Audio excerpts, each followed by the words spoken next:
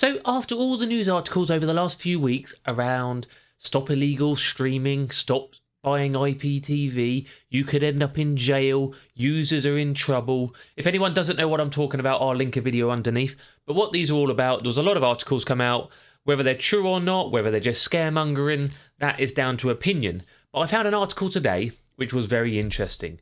And this one isn't specifically to do with the user, it's to do with the seller, okay? And the setup guy, the guy who gets it all ready for you, gets those boxes fully loaded, all those. And it'd be interesting if you want to see what happened to him.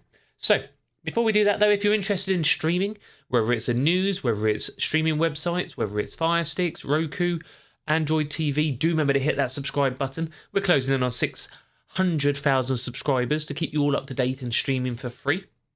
And if you're a regular watcher here, do remember to watch till the end. The first thing I really want you to do though is make sure when you do go through this video is comment your thoughts on it underneath, because this one's really interesting.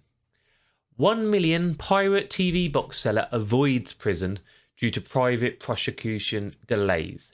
Okay, so somebody who's been selling pirate TV boxes, as they like to call them, they used to call them Cody boxes, random, huh? And made £1 million avoids prison. And all the articles last week were telling us that if you watched it, you could end up in prison just for watching it. And a guy who made £1 million hasn't. So let's have a look at this article. A man who sold thousands of piracy configured TV boxes to customers in the UK has avoided prison. Despite claims he generated up to £1 million, Jordan Longbottom, what a name, faced a private criminal prosecution brought by the Federation Against Copyright Theft, FACT, as a lot of us know them, but avoided a custodial sentence after the case failed to be brought forward in a timely fashion. Overcrowded in UK prisons was also taken into consideration, undermining claims that small-time pirate risk custodial sentences. This is what I'm saying. So obviously, UK prisons are overcrowded. I'm sure prisons around the world are overcrowded.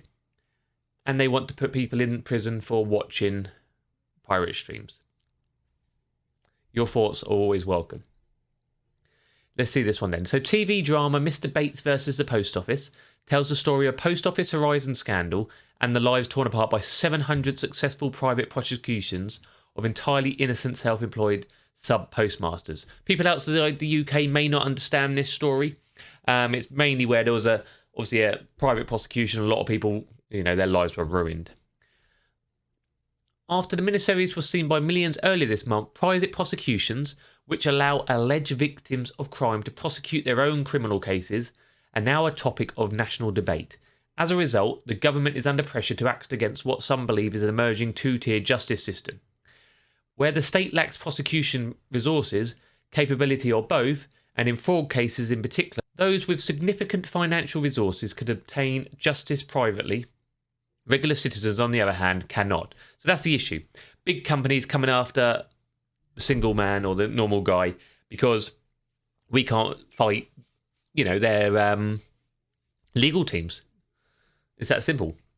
Private prosecutions are known for their high conviction rates. Cases brought by the Federation Against Copyright Theft, the Premier League, and those involving Sky are certainly no exception. While still controversial, post office style scandals are largely avoided due to the nature of these cases. That doesn't mean they will always go to plan. However, serial entrepreneur tests out piracy market. A Men report claims that 42-year-old Jordan Longbottom ran a successful business selling pirate IPTV devices from his static caravan in Wales. By the time the case got to court, exactly how successful his venture had been was met with significant difference of opinion.